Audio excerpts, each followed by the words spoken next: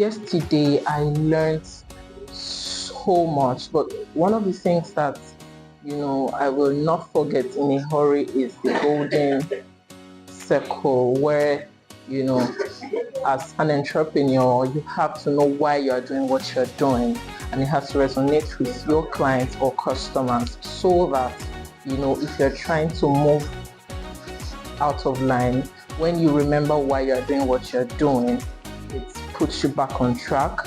And it has to be from inside out, not from outside in. What I mean by that is, we have the why, the how, and the what. So what are you doing, how are you doing it, and why you are doing it. So you have to always remember why you are doing what you are doing, so that it gets better and better. So thank you so much, Africa Twin 100.